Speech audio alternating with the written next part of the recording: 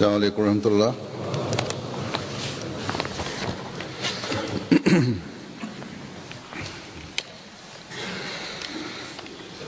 أشهد أن لا إله إلا الله وحده لا شريك له وأشهد أن محمدا عبده ورسوله أما بعد فأعوذ بالله من الشيطان الرجيم بسم الله الرحمن الرحيم الحمد لله رب العالمين الرحمن الرحيم مالك يوم الدين إياك نعبد وإياك نستعين اهدنا الصراط المستقيم صراط الذين أنعمت عليهم غير المغضوب عليهم ولا الضالين.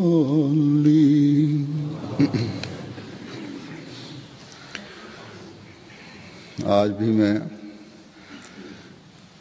साहबा हज़रत मसीह मौऊद अलैहिस्सलाम की Huzoer zegt, vandaag ga ik ook de dromen en visioenen van de metgezellen van de beloofde Messias voorleggen. Dit geeft aan hoe de relatie was tussen hen en Allah Ta'ala en hoe Allah Ta'ala heeft hen behandeld. En sommige van deze dromen zijn zelfs vandaag de dag een les voor ons. Hazrat Mia Muhammad Zahuruddin Sahib, die bed heeft gedaan in 1905, vertelt dat op een dag rond 12 uur 's middags lag ik hongerig op mijn bed en hierbij viel ik in slaap en heb ik een droom gezien. Ik zag een vrouw in blauwe kleren met een kop melk in haar hand.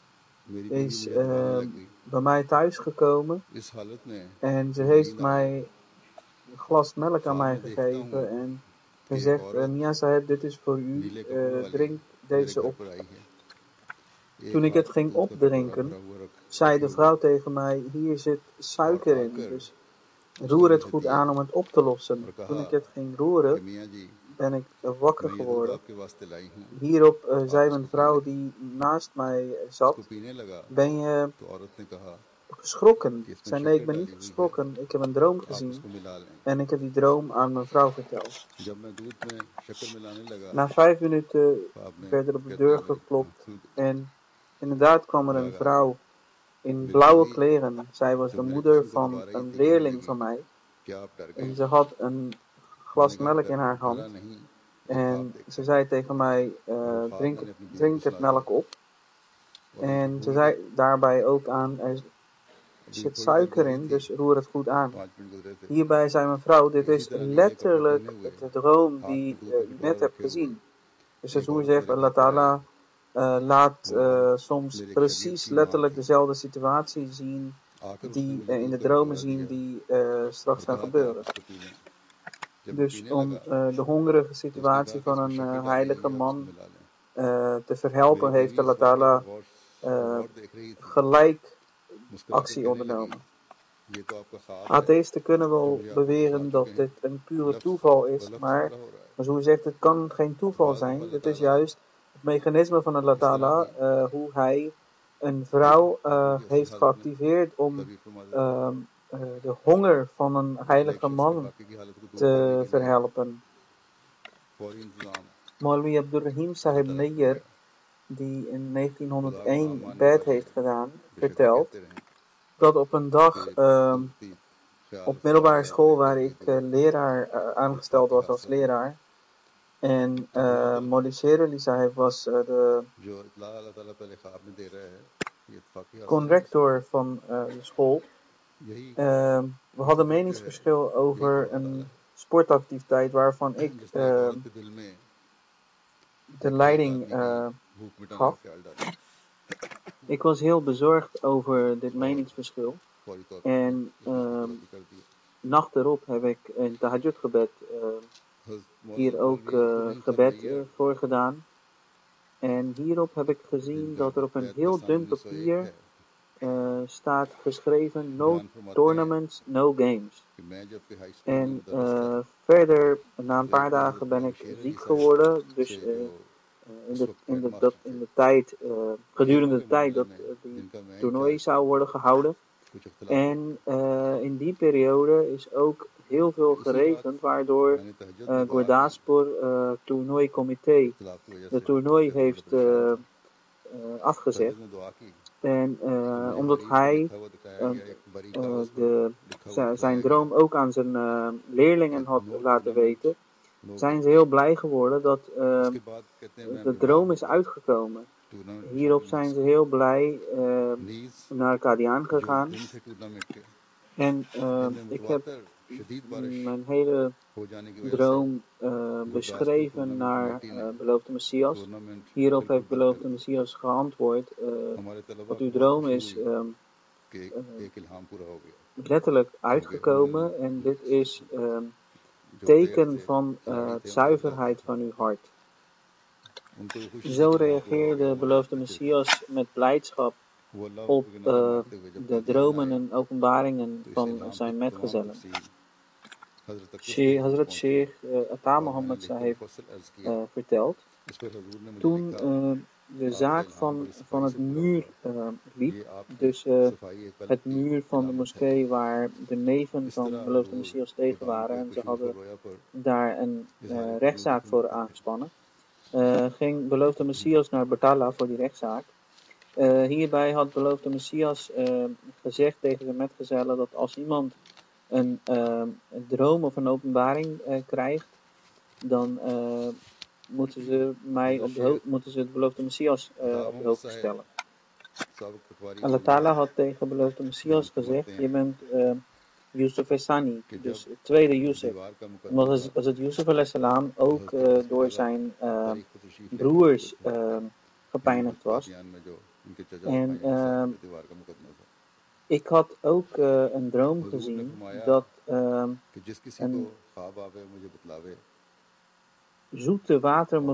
dat ik een zoete watermeloen aan het eten ben. En ik geef daar een stukje van aan mijn zoon. En als ik het aan hem geef, dan wordt dat stukje helemaal droog. Ik heb deze droom aan het beloofde Messias verteld. Hazur zei hierop van dezelfde vrouw van je zul je nog een zoon krijgen, maar hij zal op jonge leeftijd overlijden. En inderdaad, ik kreeg nog een zoon van die vrouw en hij is op 11 maanden leeftijd overleden. En daarna heb ik van die vrouw geen kind meer gehad. Hazur zegt, alhoewel heeft dit niks te maken met die rechtszaak, maar in die tijd had hij deze droom gezien en dat is letterlijk nagekomen. Hazrat Amir Khan Sahib, die in 1903 bed heeft gedaan, vertelt dat in januari 1917 heb ik een droom gezien dat ik bij een waterbron in een grote veld sta en er komt iemand naar me toe die heel hard met zijn paard rijdt en naar me toe komt. Toen hij bij mij kwam, is hij van zijn paard afgestapt en tegen mij zei: ik ben een koning, mijn naam is Ahmed Ali en bid voor mij alsjeblieft. Toen ging ik gebed voor hem doen en hij deed met me mee. Toen wij klaar waren met het gebed, ging hij weer op zijn paard stappen en reed weg. Na een poos toen hij niet heel veel verder was, zag ik dat zijn leger aankwam en samen met zijn leger ging hij de tegenstander aanvallen die heel goed en sterk gewapend was. En was gedecoreerd van wapens eigenlijk. En er was geen verhouding tussen de twee legers. Dus toen zei iemand, een paal is toch ook zo zeer gedecoreerd, maar zodra ze een schot van een pistool horen, rennen ze weg en schuilen ze zich in een grot of iets dergelijks. Zo zullen deze soldaten en deze leger zal op dezelfde wijze ook wegrennen. Hierop ben ik wakker geworden. Huzoer zegt, de uiterlijke pracht en praal is niets. Daarmee kan men niks voor elkaar krijgen. Het zijn juist de gebeden en de genade van Allah Ta'ala waarmee alles kan worden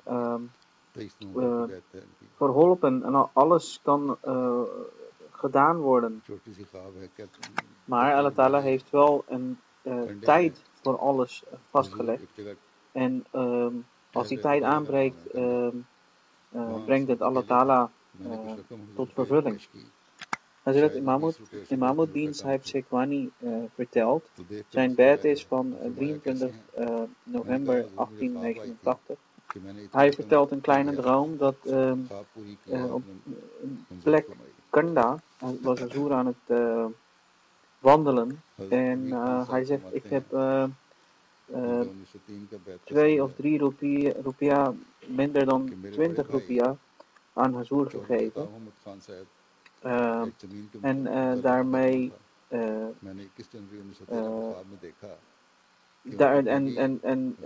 daarbij de droom verteld van Huzoer. Ik had in mijn droom gezien dat ik zoveel rupiahs aan Huzoer heb gegeven. Hierop lachte Huzoer zachtjes. En geaccepteerd.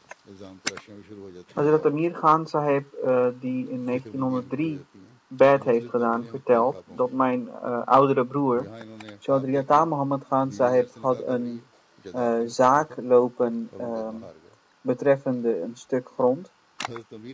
Ik heb op 21 januari 1903 een droom gezien dat zijn vrouw met iemand anders nikah aan het doen is.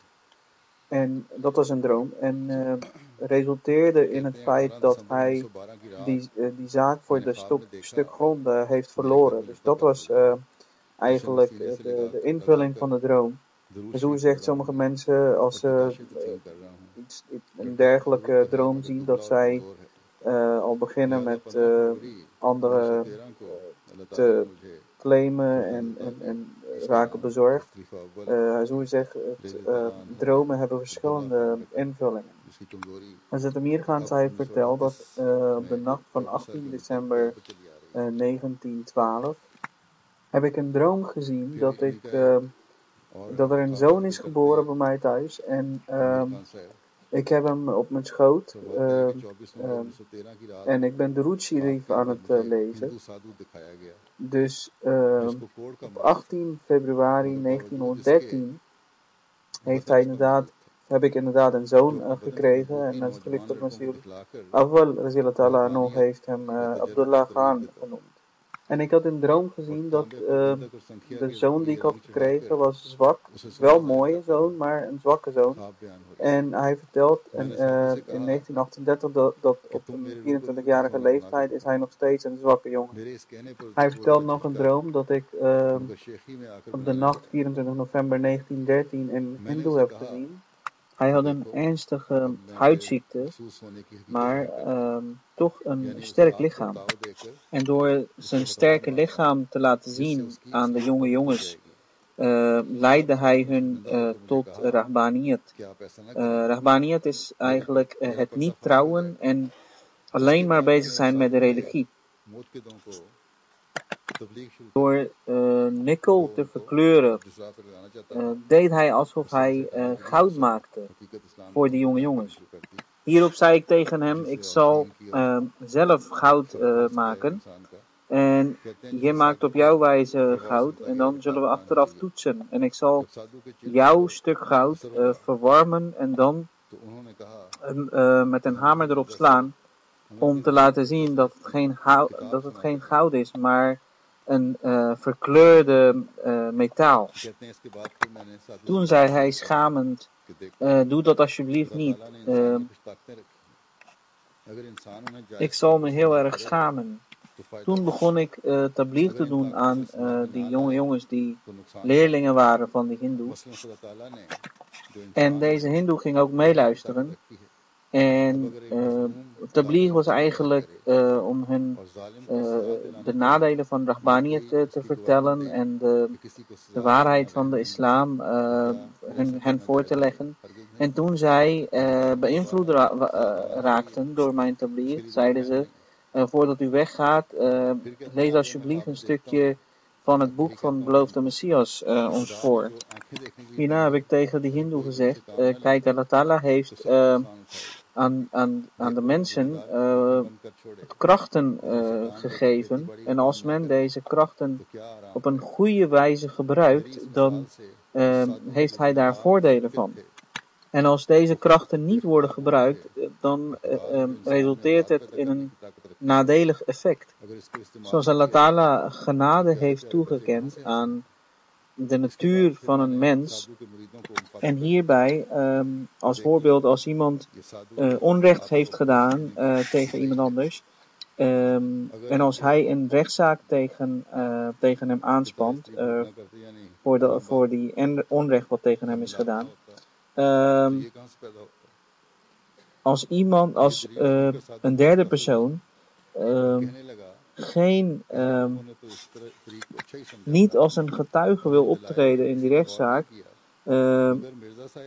met de argumentatie van dat men genade moet hebben en degene die onrecht had gedaan op deze wijze zou worden bestraft. Dus dat is tegen het wet van de genade van Allah Ta'ala. Dus dat klopt dan niet. Genade moet er wel zijn, maar niet tegen degene die al onrecht heeft gepleegd tegen iemand anders. Verder zei ik tegen hen, Allah Ta'ala heeft ogen gegeven aan mens.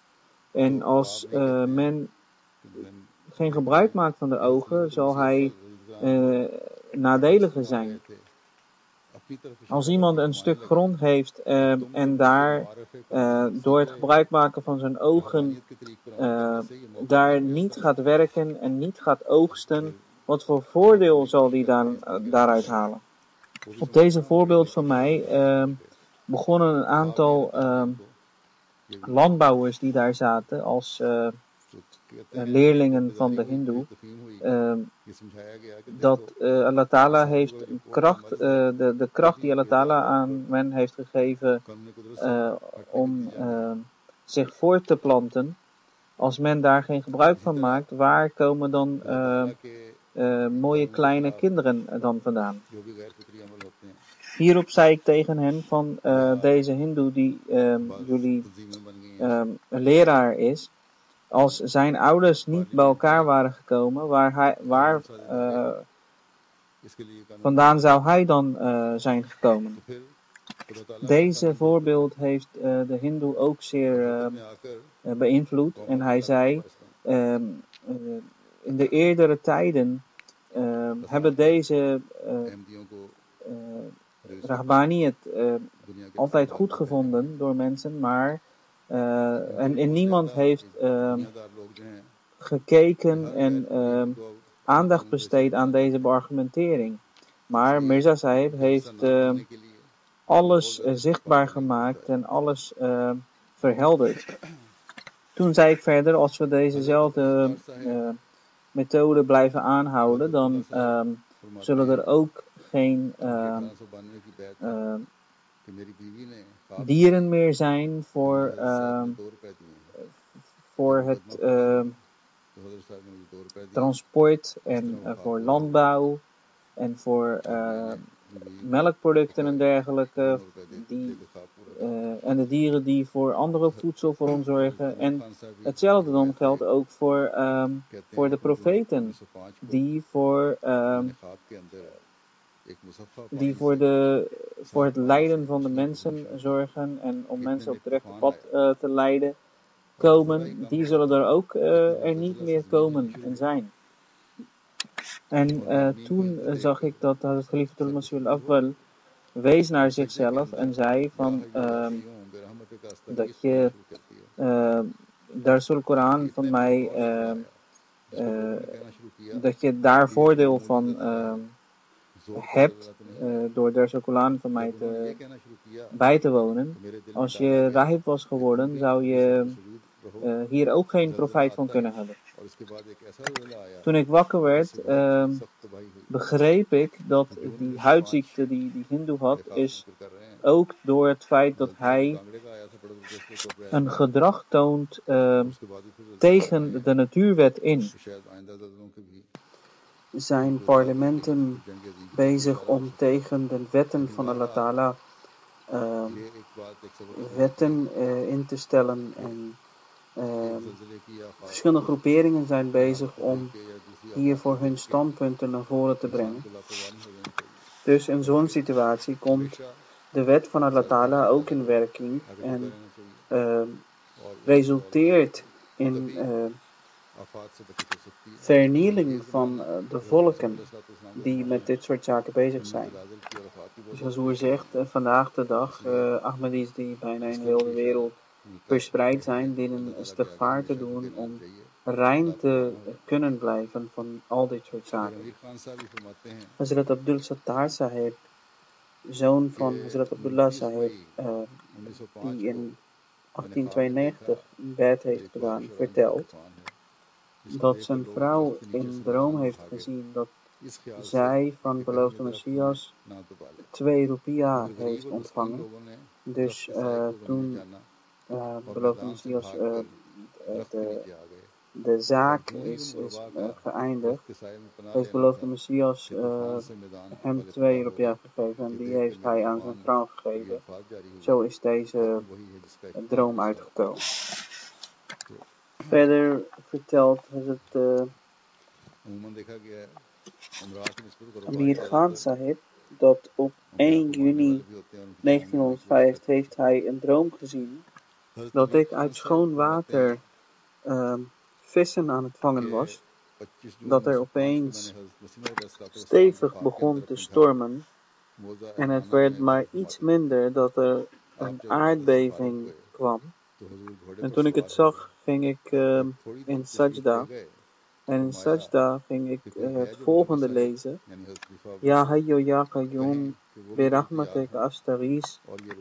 Hierbij hoorde ik mensen zeggen van dit is maar een geringe aardbeving. Dit is geen heftige gebeuren. Hierop werd kwam opeens in mijn hart van blijf in sajda, er komt een veel stevigere aardbeving. En hierna kwam inderdaad een stevige aardbeving waardoor veel vernield werd. Dit was de droom van juni 1905 en het hoe zegt de aardbeving van Kangra was al in april, dus dat kan het niet zijn, maar dit kan wijzen op aardbevingen in de toekomst, maar ook nog de wereldoorlogen. En Azur zegt, het geeft aan dat als men een lichtere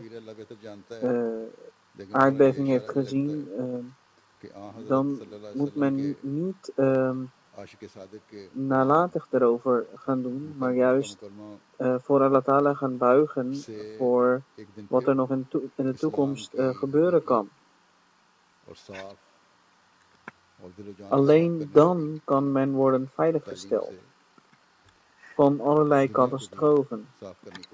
Maar zo zegt deze tijd, deze periode die van de beloofde Messias is, hierin zijn veel voorspellingen van aardbevingen en catastrofen, dus we moeten altijd voor Allah Ta'ala gebogen blijven en niet hierin nalatig worden.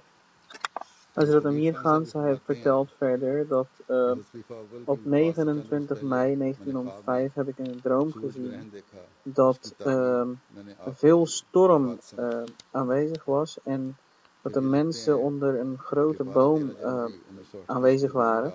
En als resultaat van als gevolg van deze storm zijn deze mensen weg gaan rennen naar een veld, zodat deze boom niet op hen kan neervallen.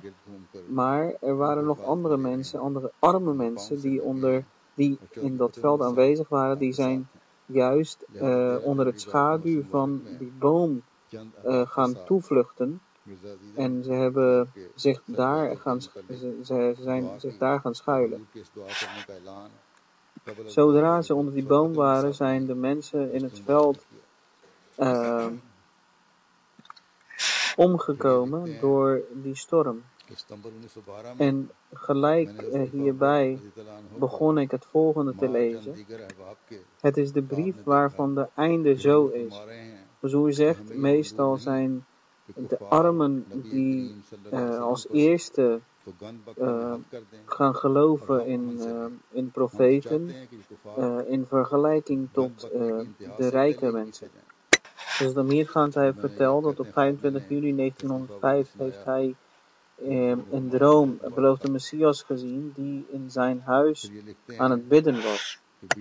Toen Huzur klaar was met het bidden, is hij klaar gaan worden en op een paard gaan stappen. Hij ging maar iets verder dat hij zegt iemand tegen Hazrat Khalifatul Masih al-Awwal, Maulana Nuruddin, om ook gelijk klaar te worden om weg te kunnen.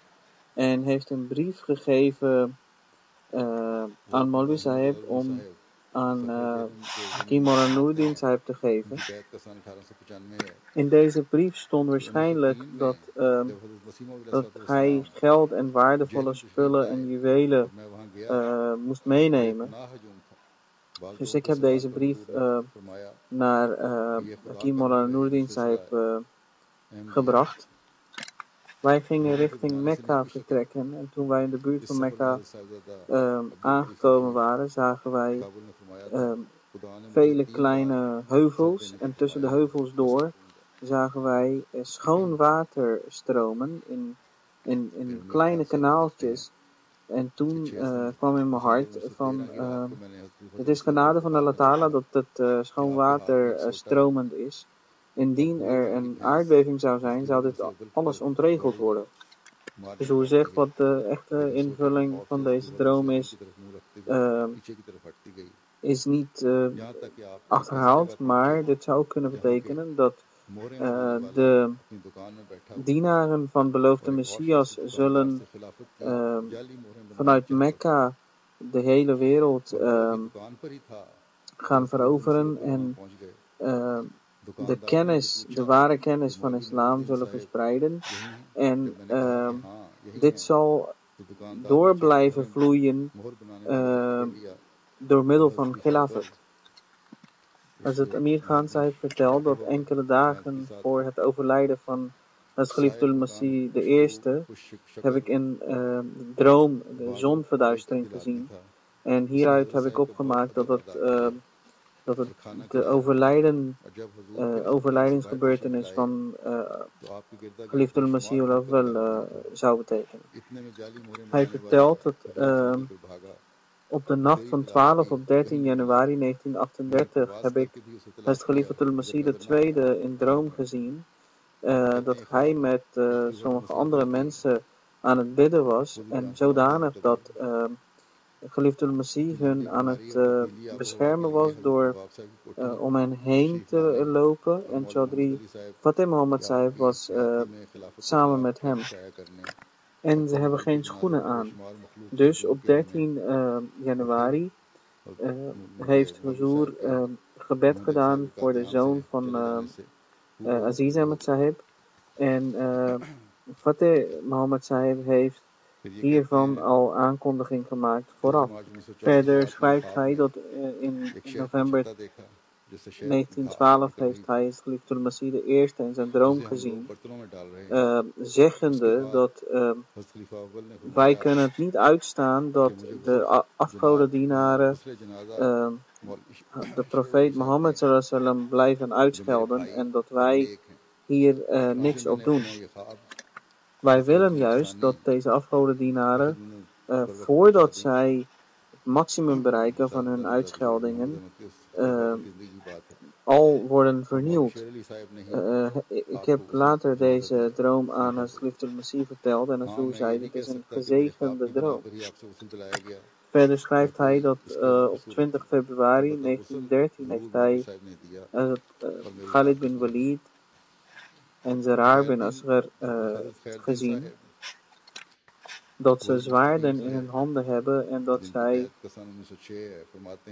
alles overwinnen, overwinning op overwinning boeken. En zelfs heel veel mensen geven vanzelf op. En Yazid heeft ook zichzelf opgegeven en aan hun kant gekomen. Hazrat Mirza Muhammad Afzal Sahib, die in 1895 bed heeft gedaan, vertelt dat toen in 1903 beloofde Messias naar Jhelum heeft gereisd en dat ik ook er naartoe ging. Er waren ongekend veel mensen en op het vragen van sommige mensen heeft de beloofde Messias aangegeven dat het licht van Allah Ta'ala is, dat Ahmadiyyat de licht van Allah Ta'ala is en dat het door mensen niet zal worden uitgedoofd. Op deze reis had Sahib Dada Abdul Latif Shahid Sahib gezegd dat Allah Ta'ala heeft mij aangegeven om 3 keer mijzelf op te offeren. Hazrat Amir Khan Sahib vertelt dat 6 december 1913 heb ik het geliefde al-Masih de eerste in mijn droom gezien dat Hazur een stok in zijn hand had en een bruine stier naar Hazur toe rende, maar door de vrees van de stok is die gaan stoppen. En Hazur is verder gegaan en kwam op een plek waar iemand stempels maakte. En er kwam iemand die neppe of nagemaakte stempels voor Khilafat wilde laten maken. De man die de stempels maakte vroeg aan mij of hij Hakim Maulana Nuruddin is. Ik heb hierop gezegd ja. Hij heeft veel respect aan Hazur getoond en hem in zijn huis uitgenodigd. Hazur is naar binnen gegaan en hij heeft de andere persoon die de stempels wilde laten maken vastgepakt. En later toen Hazur uit het huis kwam, was er heel veel volk buiten.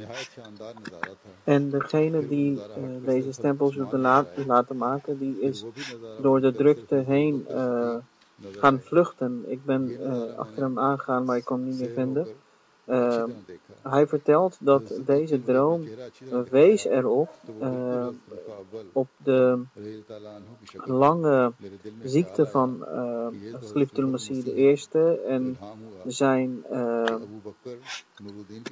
en zijn reis naar Nawab Sahib's huis en het publiceren van folders tegen Khilafat van Maulvi Muhammad Ali Sahib in het leven van geliefde al-Masih de eerste en het aanwezig zijn van ongekend veel volk op de begrafenis van Hazur en het weggaan van Maulvi Muhammad Ali Sahib vanuit Qadian is dit de hele droom in invulling gekomen. Verder vertelt hij dat hij op 13 maart 1914 droom gezien dat er een honingwespennest is en dat daar honing uitvloeit en dat wij die honing opvangen in verschillende kommen. En als geliefde al-Masih de eerste zegt, nadat ik overleden ben, als Maulvi Sher Ali Sahib, die mijn broer is en een heilige man is, moet mijn lichaam gaan wassen. Ik heb deze droom verteld aan Mirza Bashiruddin Mahmud Ahmad Sahib. En later, toen het geliefde al-Masih de eerste is gaan overlijden, heeft het Maulvi Sher Ali Sahib inderdaad wassing gegeven aan zijn lichaam. Of dat nou is gebeurd doordat ik die droom heb gezien of door een andere reden, dat zou ik niet weten.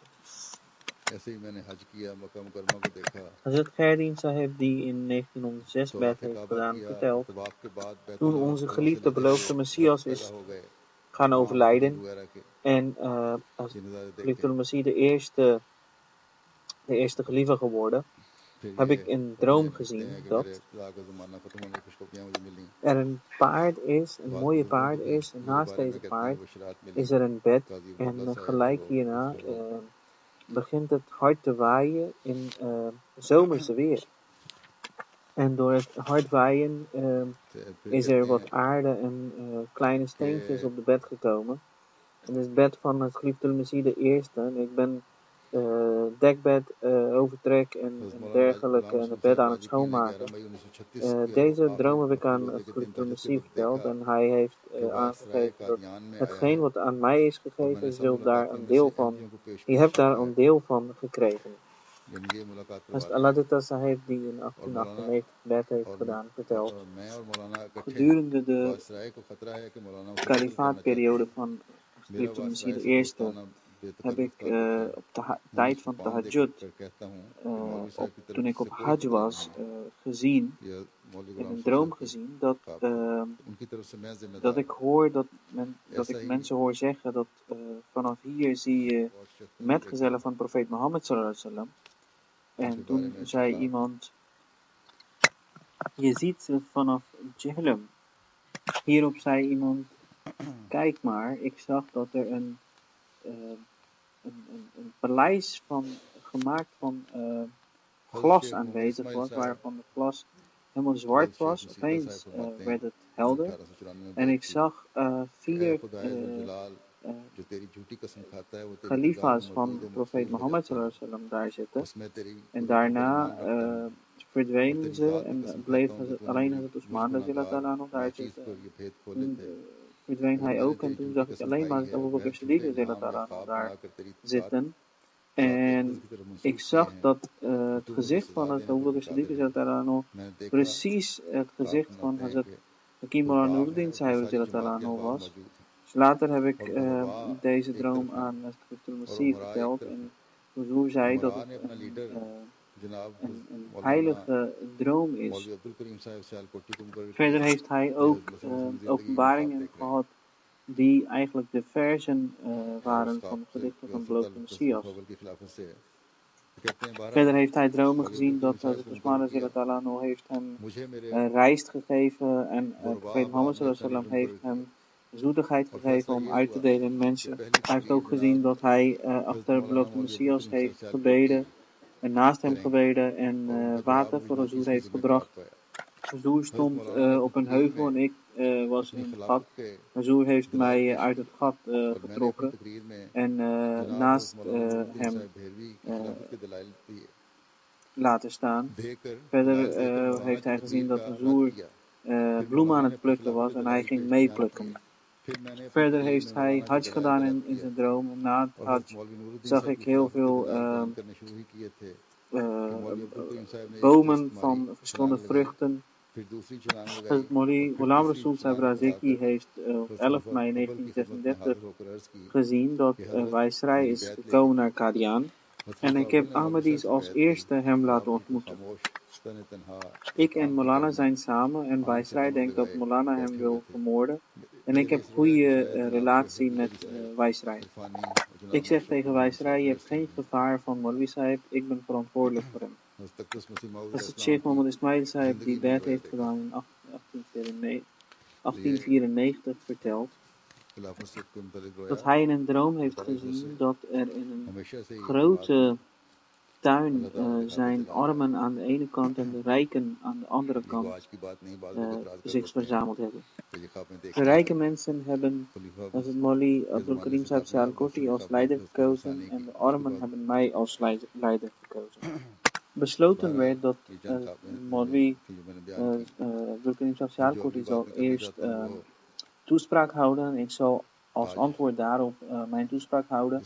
Dus hij begon met zijn toespraak om te beargumenteren over hij zelf als khalifa. En ik heb daarop geantwoord en zijn argumentatie weerlegd dat Khalifatul Masih de eerste Maulana Nuruddin Sahib de eerste khalifa zou moeten zijn. Hierop heeft hij antwoord gegeven en daar heb ik weer weerlegging op gedaan en argumentering gegeven voor de khilafat van Hakim Maulana Nuruddin Sahib. Hierop ging Abdul Karim Sahib Sialkoti naar voren komen en heeft hij tegen Khalifatul Masih de eerste gezegd, Zoer, neem mijn bed. Hierop heeft Zoer zijn bed genomen. Zoer zegt, het is vanaf het begin af aan praktijk geweest van Allah Ta'ala dat mensen binnen de Ahmadiyyat dromen zien over khilafat en dit proces gaat vandaag de dag nog door. Zo zegt, dit waren de dromen die ik heb voorgelegd. En nou ga ik het hebben over de Jalsa Salana, de jaarlijkse bijeenkomsten van Jamaat Bangladesh en Jamaat Sierra Leone. Bangladesh Jamaat bestaat dit jaar 100 jaar. En daarvoor zijn ze bezig dit te vieren heel jaar lang.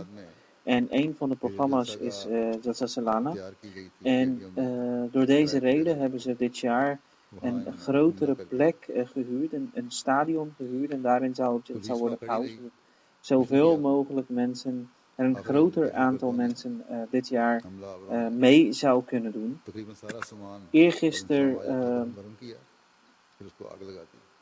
de zogenaamde geleerden hebben hun volgelingen bij elkaar geroepen in een aantal van 2.000 à 3.000. En ze hebben als een groep onze Jalsa Gah, wat bijna klaar was, aangevallen en gevandoleerd en zaken vernield en uiteindelijk in brand gestoken. En de politie was aanwezig. Ze hebben staan toekijken, verder hebben ze niks gedaan. Het waren de gehuurde spullen die vernield zijn en het gaat om tientallen miljoenen waar de schade toe reikt. Mogen Allah Ta'ala deze schade vergoeden. Nou wordt Jalsa in ieder geval wel gehouden op de plek waar het eerder werd gehouden. Het is een iets kleinere plek waardoor het iets krapper zal zijn, maar inshallah Jalsa zal worden gehouden. Mogen Allah Ta'ala deze Jalsa vreedzaam laten verlopen en hem tot een succesvolle einde laten komen. En mogen Allah Ta'ala deze terroristen tot hun einde laten komen. De tweede Jalsa wordt gehouden in Sierra Leone en het verschil tussen de geleerden van Bangladesh en Sierra Leone is dat in Sierra Leone de geleerden, sommigen hebben zelfs de Jalsa bijgewoond en anderen hebben beste wensen toegewenst. Mogen Allah Ta'ala hen in staat stellen om de ware boodschap van beloofde Messias te begrijpen. Mogen Allah Ta'ala deze Jalsa ook tot een succesvolle einde laten komen en alle aanwezigen de zegeningen en genade van Jalsa met zich meenemen. Met genade van Allah Ta'ala is Jamaat Sierra Leone ook zeer trouwe en actieve Jamaat. En mogen Allah Ta'ala Sierra Leone en hele Afrika in staat stellen dat zij onder de schaduw van Ahmadiyyat komen en de boodschap van beloofde Messias accepteren. Na het gebed zal ik ook een aantal janaza gebeden leiden. De eerste janaza is van Kaifa Kunde Sahib. Hij was leerling van Jamia Ahmadiyya Sierra Leone. Hij was het tweede jaar van Jamia. Op 31 januari is hij overleden. Inna lillahi wa inna ilaihi raji'un. Hij was bezig met de voorbereidingen van Jalsa Salana, zoals alle gedaan. En tijdens deze voorbereidingen is hij gevallen van een trap. En daardoor is hij gewond geraakt aan zijn schedel. Hij werd gelijk naar het ziekenhuis gebracht. Daar werd hij onderzocht en het bleek dat zijn schedelbot is gekraakt. Dokters hadden een operatie voorgesteld en ze waren bezig met de voorbereiding voor de operatie, maar in tussentijd is hij overleden. Inna lillahi wa inna ilaihi raji'un. Hij kwam vanuit het buurland van Sierra Leone, Guinea-Conakry, naar Jamia Ahmadiyya.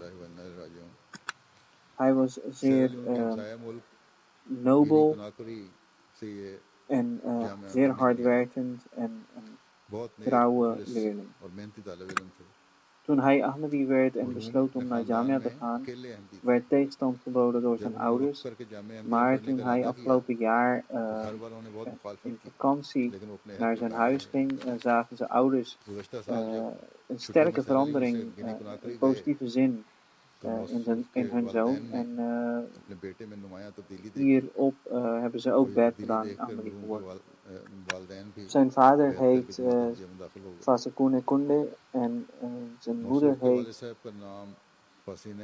Sivi Levunu. Hij had veel liefde voor Khilafat, was een zeer hardwerkende jongeman.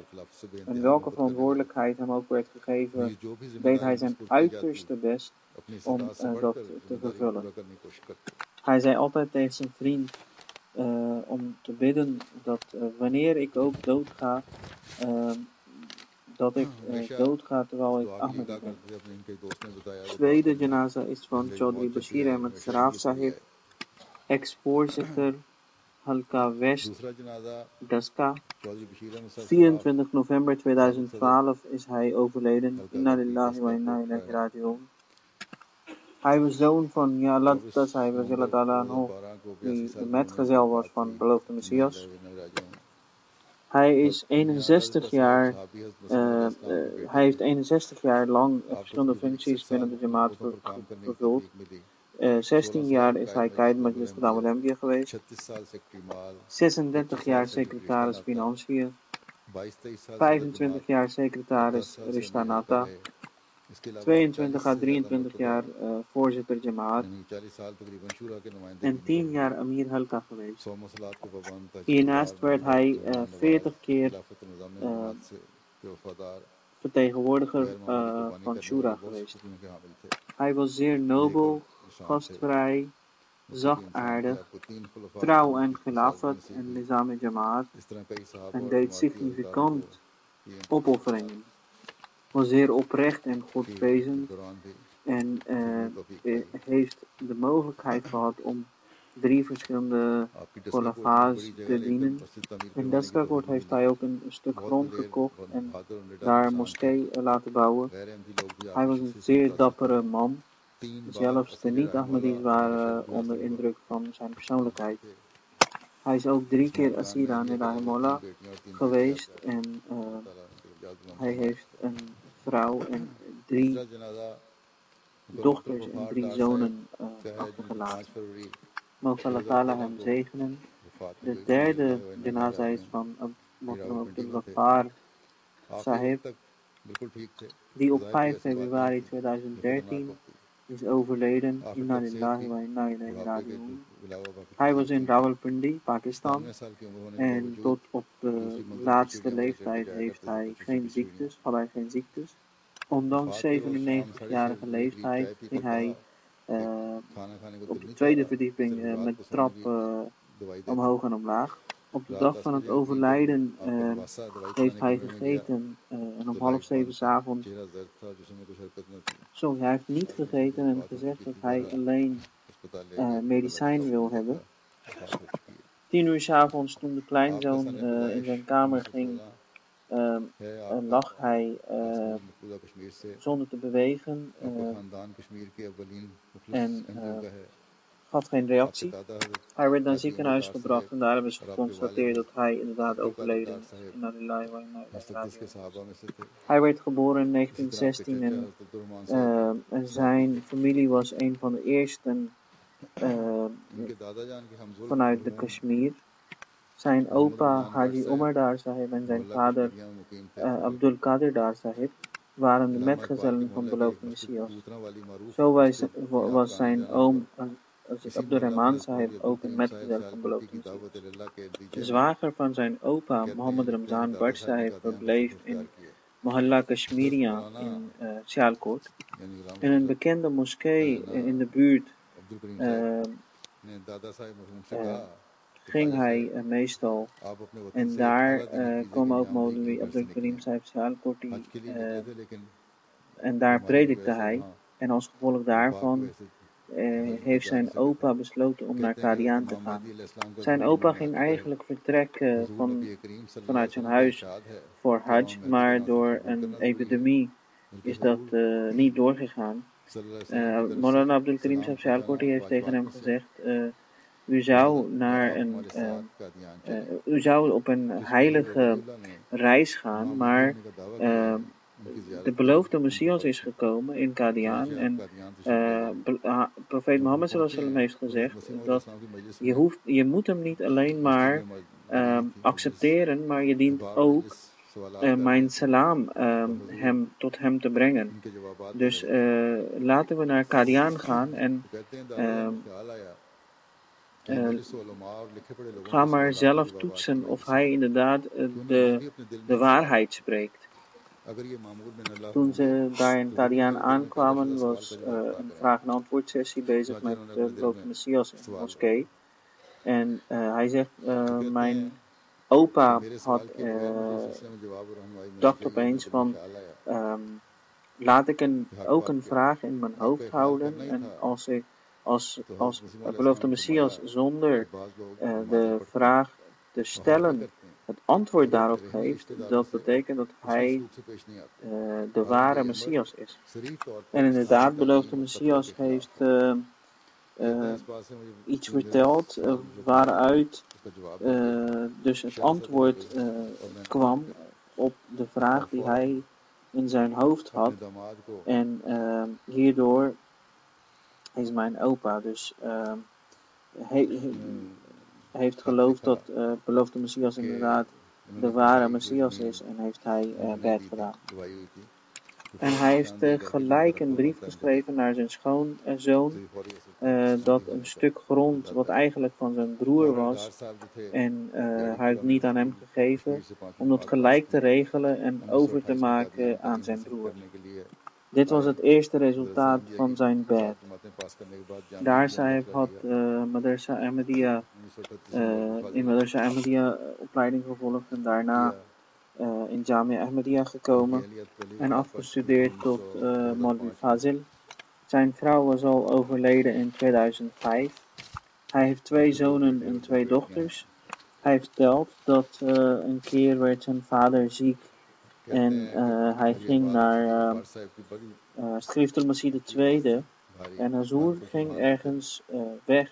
Hij was aan het vertrekken. En hij kwam aan en zei tegen Hazur dat hij voor medicijn voor zijn vader is gekomen. En Hazur ging terug naar binnen. Hij heeft medicijnen bereid en hem overhandigd.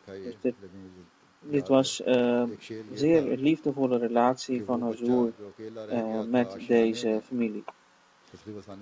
Verder heeft hij ook veel werk gedaan voor Jamaat. Er werd een tijdschrift gepubliceerd vanuit Kashmir van Jamaat. Schrift al-Masih II gaf hem een leiding en hij was dus werk aan het verrichten voor deze publicaties. Hij gaf altijd zijn waardevolle mening in de Shura en het Schrift al-Masih II had hem levenslange lid van Majlis al-Shura aangesteld. Zijn kleinzoon vertelt dat hij altijd hen wees voor gebed en vroeg altijd van hoeveel tijd is er nog voor de gebed. Mogen Allah Ta'ala hem zegenen. En zoals ik net zei, zullen alle 3 de janaza's na het Jum'ah gebed worden verricht.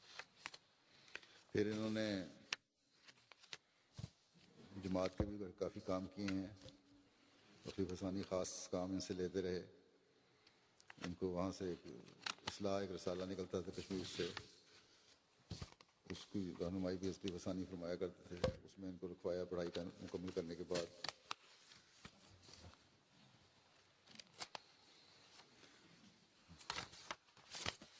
तो बहरहाल ये काफ़ी साहिबुल राय भी थे हमेशा शूरा में भी राय दिया करते थे अल्लाह ताला इनके दर्जात बुलंद फरमाए इनको हज़रत मुहसिसानी ने सैयद अब्दुल्ला शाह साहब की रवायत है हज़रत मुहसिसानी ने इनको ताहयात शूरा का मेंबर मुकर्रर फरमाया था इनके नवासे कहते हैं कि आप हमें नमाज के लिए कहते रहते और हर वक्त पूछते भी थे कि नमाज में कितना वक्त रह गया है खुलफा के साथ अपने वाक़यात बड़े रिश्क से सुनाते थे अल्लाह ताला इनके दर्जात बुलंद फरमाए जैसा कि मैंने कहा अभी तीनों जनाज़े इंशाअल्लाह नमाज़ों के बाद अदा होंगे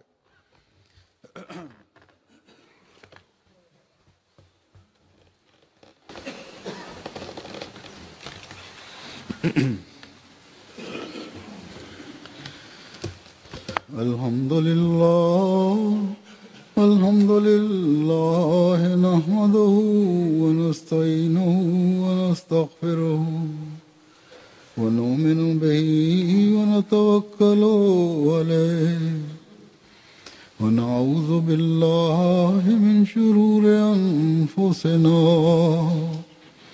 व मिन सय्यिआति अअमालिना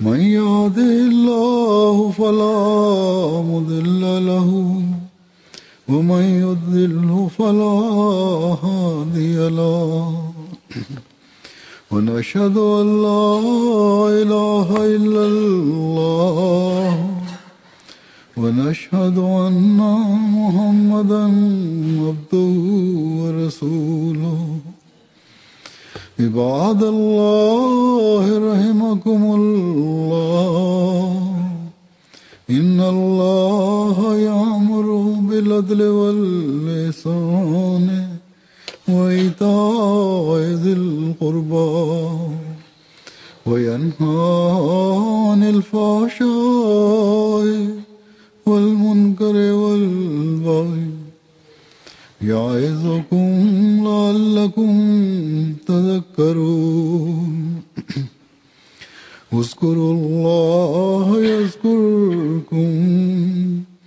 وادعوه يستجب لكم ولذكر الله أكبر